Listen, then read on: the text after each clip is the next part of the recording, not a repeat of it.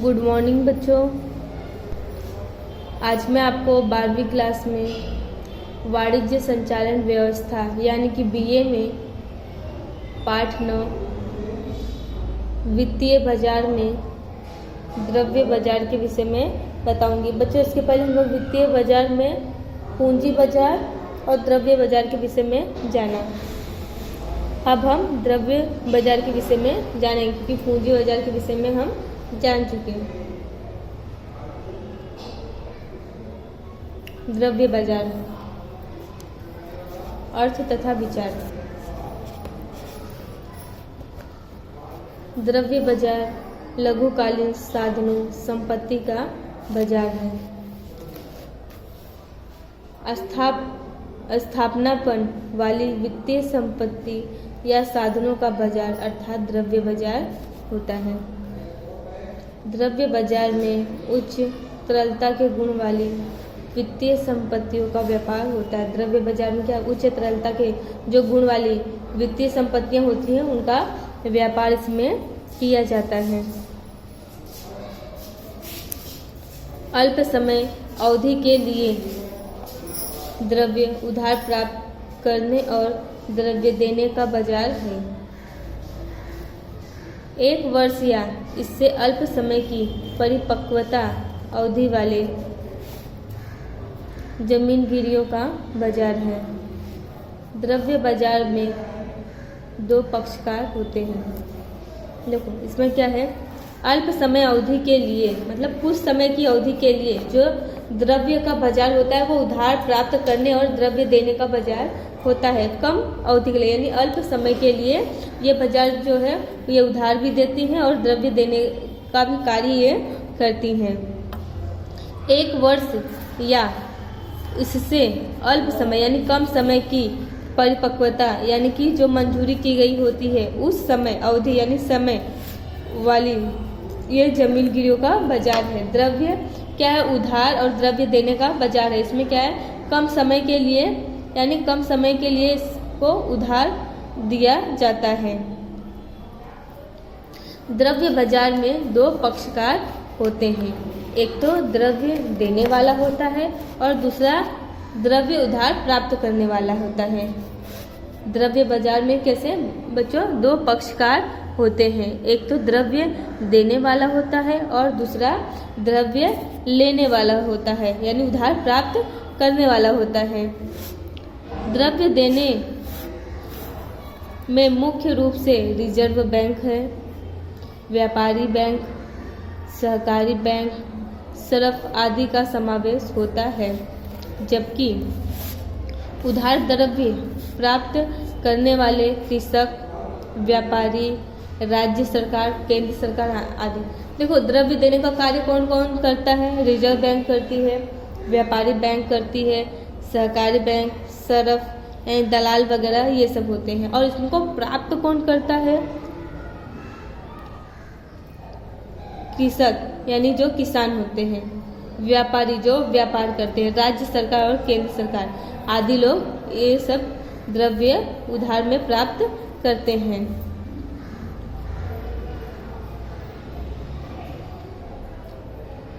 द्रव्य बाजार या शेयर बाजार जैसा कोई भौतिक स्थान नहीं है। जो द्रव्य बाजार है ये शेयर बाजार के जैसा इसमें कोई इसका भौतिक स्थान नहीं है, बल्कि द्रव्य का व्यापार या लेन देन करती विविध संस्थाओं का ये समूह है। द्रव्य बाजार की संक्षिप्त और सरल व्याख्या निम्नानुसार दी गई है। द्रव्य बाजार की व्याख्या कैसे संक्षिप्त और सरल तरीके से दी गई है, मतलब छोटे से और एकदम सरल तरीके से दी गई है। द्रव्य बाजार की व्याख्या, अल्प समय की अवधि के वित्तीय संपत्तियों या जो उच्च तरलता वाले द्रव्य की निकटतम स्थापन है उनके व्यवहारों का बाजार अर्थात द्रव्य बाजार होता है। जो अल्प समय की अवधि के लिए वित्तीय संपत्तियों का जो उच्च तरलता वाले द्रव्य की स्थापना है उनके व्यवहारों का बाजार अर्थात द्रव्य बाजार होता है। ये द्रव्य बाजार की व्याख्या है। अब है द्रव्य बाजार की व्याख्या के विषय में जाने हम लोग। अब द्रव्य बाजार के लक्षण के विषय में जानेंगे। द्रव्य बाजार को दो भागों में विभक्त किया जाता है। द्रव्य बाजार को बच्चों दो भागों में विभक्त किया जाता है। एक तो संगठित द्रव्य बाजार और दूसरा असंगठित द्रव्य बाजार होता है। द्रव्य बाजार को दो भागों में विभाजित किया गया है, यानी विभक्त किया गया है। एक तो संगठित द्रव्य बाजार और दूसरा असंगठित द्रव्य बाजार है। दूसरा है अल्पकालीन संपत्तियों या साधनों का बाजार है। ये कम समय की संपत्तियों के साधनों का बाजार है, जिसकी परिपक्वता अवधि 1 वर्ष या उससे कम समय की होती है।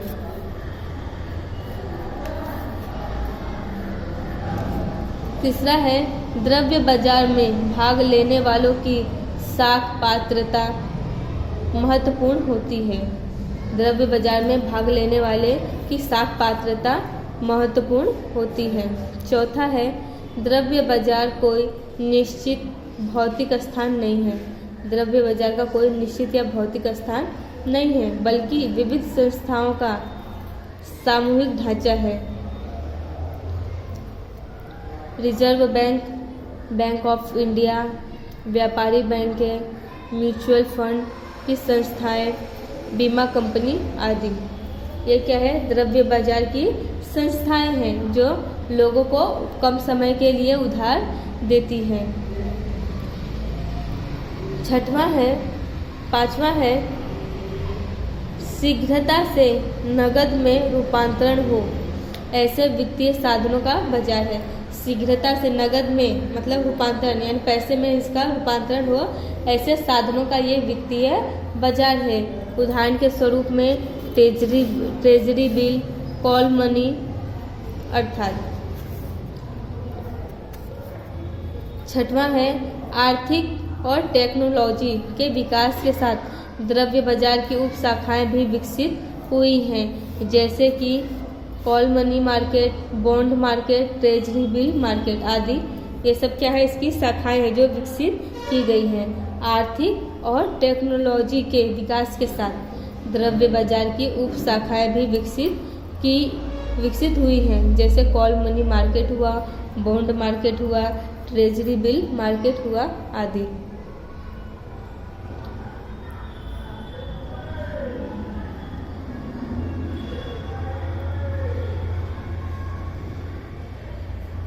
सातवां है ज़्यादातर वित्तीय साधन ऋण के साधन होते हैं। ज़्यादातर वित्तीय साधन कैसे साधन होते हैं? वो ऋण के साधन होते हैं। अन्य वित्तीय साधनों की तुलना में, मतलब अन्य जो वित्तीय साधन हैं उनकी तुलना में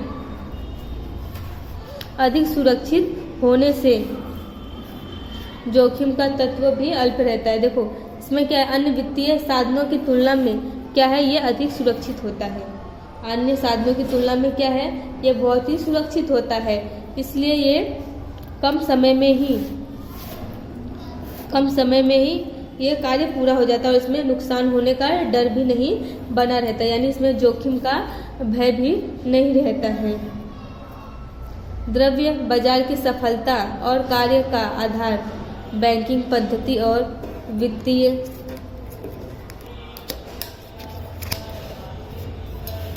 वित्तीय संस्थाओं के कार्य पर आधारित होता है। द्रव्य बाजार की सफलता का कार्य का आधार किन पे होता है? बैंकिंग पद्धति की वित्तीय संस्थाओं के ऊपर यह आधारित होता है। तो बच्चों आज हम लोगों ने द्रव्य बाजार के विषय में जाना, उसके अर्थ और विचार के विषय में जाना। अर्थ विचार के बाद उसकी व्याख्या जो कि बहुत ही सिंपल है उसके बारे में, फिर उसके जो लक्षण हैं, द्रव्य बाजार के जितने लक्षण हैं वो आप लोग याद कर लीजिएगा। बाकी द्रव्य बाजार की व्याख्या भी याद कर लेना। धन्यवाद बच्चों।